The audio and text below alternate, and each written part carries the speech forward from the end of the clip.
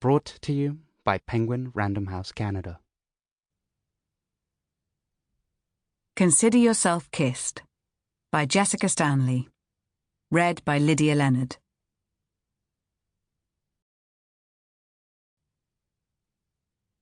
For Kitten, Boppy and Nonny, with love. 2022. Laundry she could do. Tidying wasn't a problem. She made up her daughter's bed with the summer duvet and the handmade quilt that said Florence. She arranged Catty, with his long legs crossed, his plush black arms open in a hug. Maxie's special toy was a sheep. She laid him on his side in the cot. The colourful magnets went in one basket, the Duplo in another. Upstairs, she made Zora's bed with sheets she'd brought in from the clothesline. They were warm and smelled of the sun. Her tired mind surveyed her luck. A home, the children, Adam. In so many ways, her dream. Something was wrong with Coralie, something that set her apart. She couldn't be in love, but she couldn't be out of it either. If she didn't love, she was half a person. But if she did love, she'd never be whole. Her hands shook as she packed her bag. Mother, writer, worker, sister, friend, citizen, daughter, sort of wife. If she could be one, perhaps she could manage. Trying to be all, she found that she was none. A high summer night, still light outside. The seagulls soared and screamed. She loved him so much, more than anything. But when Adam came home, she'd be gone. Chapter 1. 2013. It was a Sunday morning in March, one of the coldest London winters in modern memory, and, although she was totally alone, Coralie Bauer, aged 29.5, was certainly not unhappy. Which superpower would you prefer, to be invisible or able to fly? Her first and only guardian soulmates date had asked her that question at Nando's. An agronomist from Walthamstow he identified as a contrarian had worn a full Tour de France-style cycling kit and had asked if Australia had any universities. Never again. The answer was invisibility, and she had that power right now. All it had taken was moving to the other side of the world. She marched down the canal, dodging bikes and strolling couples.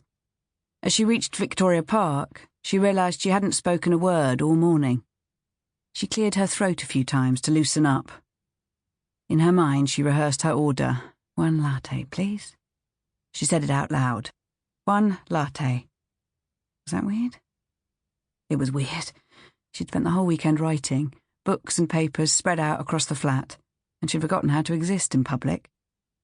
It was so incredibly cold, whippets on their walks shivered in double jackets. Only the thought of coffee kept her going. The night before, the pub on the corner had held a private event in the function space next to her bedroom. Private events were not subject, apparently, to the opening hours she'd carefully reviewed before signing her 1-year lease. A few weeks after she moved in, she'd emailed the landlord about the noise. The pub was clearly visible to the naked eye, he'd replied.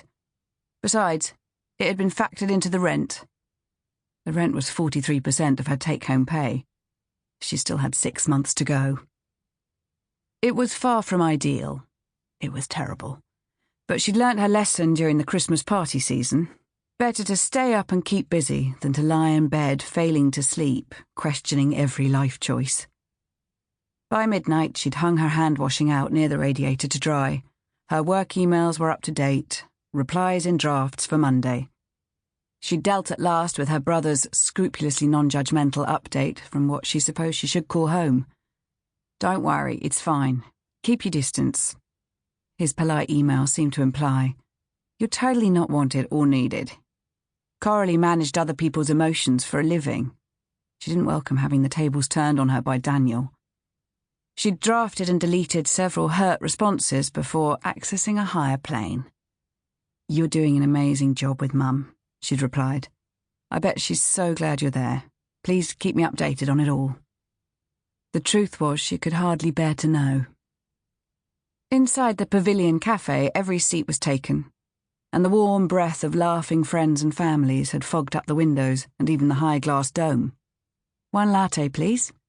It had gone well, though she'd been forced to freestyle some small talk when the barista had been nice. She took her coffee outside and stood by the lake to drink it. Soon the wind changed, and the fountain's spray changed direction too.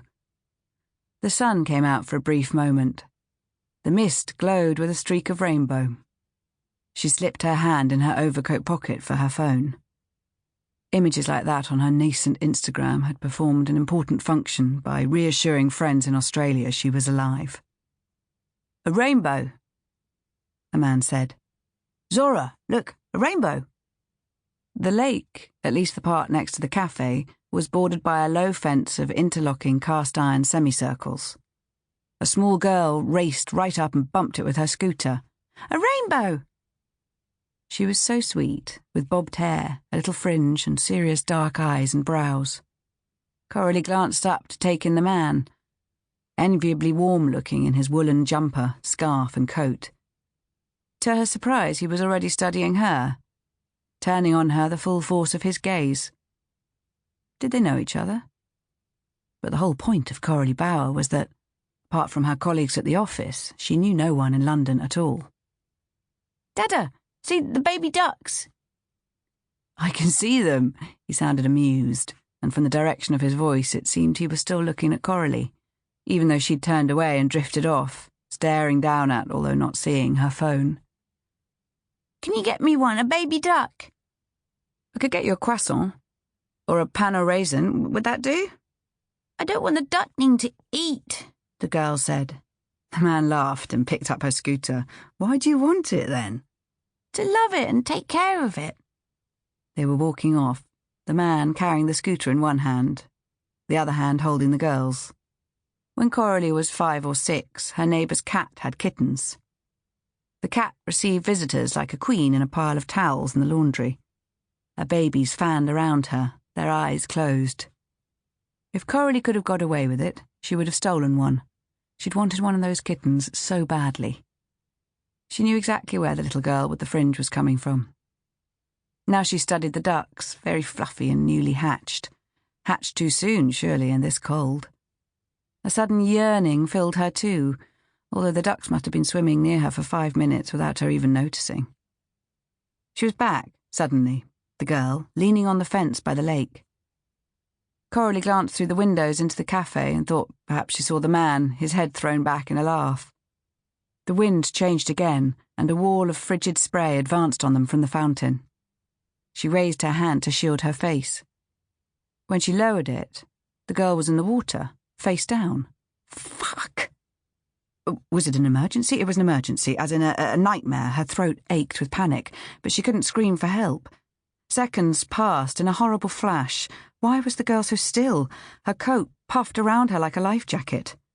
Coralie climbed over the fence, steadied herself, and jumped in. The water was up to her waist. She scooped the girl up and laid her over the crook of her arm. She gave the top of her back, right between the shoulder blades, one tremendous thump with her fist. The girl coughed, spluttered, and gave a quick, outraged shout. "Ah!" Coralie looked up towards the cafe. People had begun to spill out, silent, open-mouthed. She waded the few steps to the edge, reached up and tipped the girl over the fence. Now she had no visible reason to be in waist-deep freezing water, and she could feel new people arriving at the scene and staring at her as if she were mad. She realised with horror that her phone was in her pocket, submerged. Oh well. She climbed up to the ledge, balanced herself, and stepped awkwardly onto dry land. The girl's face was white with shock. Coralie crouched and rubbed her back. "Did you want to see the ducks?" The girl nodded. There was a graze under her fringe where she'd bumped her head on the way in. Tears filled her eyes. She began to cry. People were surrounding them. A woman took off her coat and put it around the girl. There was an accusatory element to the crowd's murmured remarks, as if someone, probably Coralie, had been remiss, and, now that the danger had passed, it was time to apportion blame. "I'll just get her dad," Coralie said to no one. Sample complete.